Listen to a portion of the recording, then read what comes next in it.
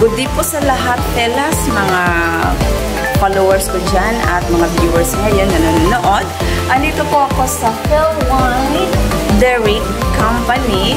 So, ang ano nila, ang produkto nila is sa Eurocent. So, andito po ako kasi po nagpa-interview ako. Tapos, na-curious po kung ano yung mga product nila.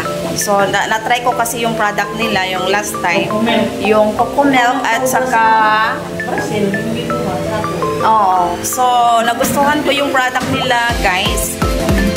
Maganda talaga ang product nila, in fairness talaga. So, ngayon, nakuha ko tong beauty kit. Sa mga gustong mag-try nito, mga madi, kung gusto yun mong magwapad yun, ayaw na, undangan na na inyo ang mga kudkud sa now nga mga mabakbak, arirata sa legit. Itong ano na to, itong Eurocent is came from the other country.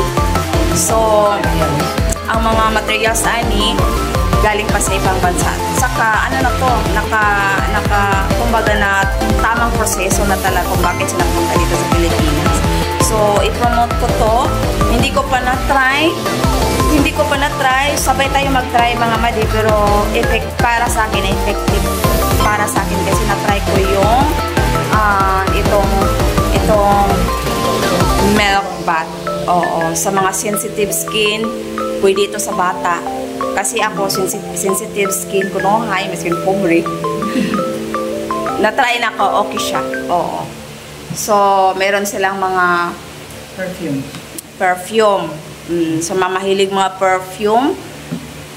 Eurocent perfume. So, mag-PM lang sa akin, ha, guys? So, PM lang sa akin. So, huwag kayong mahinga. Huwag kayong mahiya, no? So, sa wala pa nakasuway, panuway mo. Sige, that's all for today. Thank you very much for watching. And don't forget to like my video. And kung hindi pa nakapollow, paki-follow at subscribe. Sa nagbigay sa akin ng pera, taga Spain po, si Mr. Joseph Sobrimonti. Sir, maraming salamat po sa inyong pagtala sa akin. Ito ay nakakatulong sa akin para makontinue ko as a vlogger. So, that's all for today. Thank you very much. I love you all.